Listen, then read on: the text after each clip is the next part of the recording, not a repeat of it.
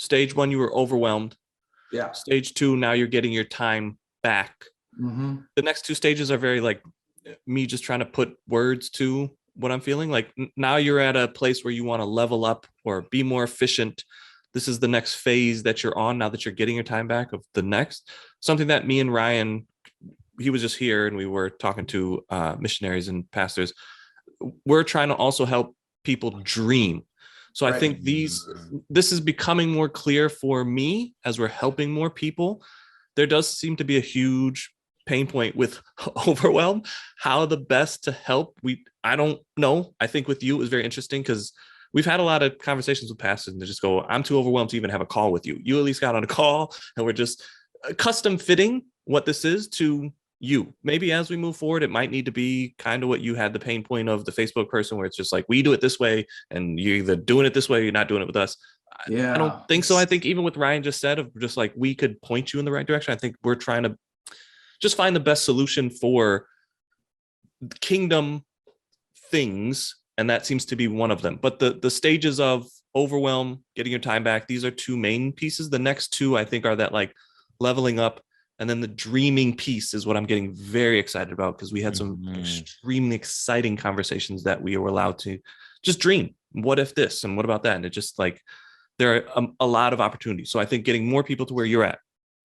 I'm not overwhelmed anymore. I'm getting a little bit of my time back. Right. What's the next thing to make what I'm doing better? Because I think when you're in that overwhelmed state, you're just surviving. And I as a Christian business person, I don't think we're just supposed to be surviving. I think we're supposed to be thriving. And I think this is the call and passion that me and Ryan have is to how can we help pastors go from overwhelmed to thriving? Like you don't just have to survive. You don't just have to like barely make to the next thing or live for Sunday. Like that doesn't feel like what we're called to, at least me personally. I don't know. Everybody's got their own way of feeling.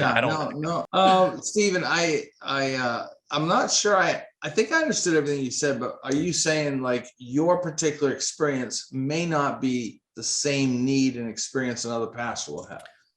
Is that what you're saying? Or are you saying that the 2 points that I brought, feeling overwhelmed, getting my time back, has given me that's our objective to help other pastors, whatever that means, differently for them than you?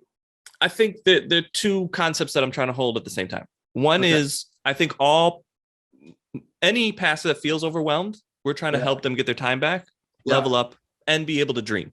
My personal confliction is, I don't think as pastors or Christians, anything, we're meant to just survive. So those people that are in that overwhelmed state almost feel called or convicted, like they have to stay there. And I don't think that is true. So what I'm saying is by helping you and other people, I'm starting to feel like this is really what I am called to do, is to help more people that feel overwhelmed and want to get unoverwhelmed and do the next thing, is to give them their time back, help them level up and dream so that they can thrive instead of just survive. Because we've seen some churches like sink too in the pandemic. And it was just like, I don't know, I'm not in the inner workings, but from what I can see, it felt like there were a couple of things that could have changed to help the church continue on instead of falling. Our personal church is continuing to plant churches. We've bought up more property. We are thriving. And it's just interesting. Like, oh, these are two interesting things. Some churches are feeling pain points from COVID, and some churches have found a way to adjust and thrive in this next phase. So I think the question you're asking me is, what was the personal piece of that? And what is the overall of what me and Ryan are trying to do? I think the overall me and Ryan are trying to help anybody that's overwhelmed get their time back, is like the core of it. Anybody, not doesn't pastor, just help anybody. Yeah. Anybody that feels overwhelmed to get their time back. The additional two pieces of what I feel called and what we've just come back from is to let the people level up to whatever that means and dream. I don't know where that fits in, but I think it's the natural progression just from hearing what you just said. I think the next pieces, you're going to figure it out. You're going to start thriving and then go, okay, how do we take this to the next level? What is the infinite piece of this that we can really shoot for? Yeah, I think this is another perception. Like when I was originally talking to you guys, I said, I don't want to have to keep track of hours. I want to just throw things at you But in order to gauge the expense of what this will be, just let me know every time I hit 10 hours, Yeah. because then I Yeah. can calculate. Now, another pastor might say, just let me know when I hit 20 hours, or let me know when I Sure. hit 40 hours. I mean, Sure. but I was shocked that it took so long to hit 10 hours, to be honest with you.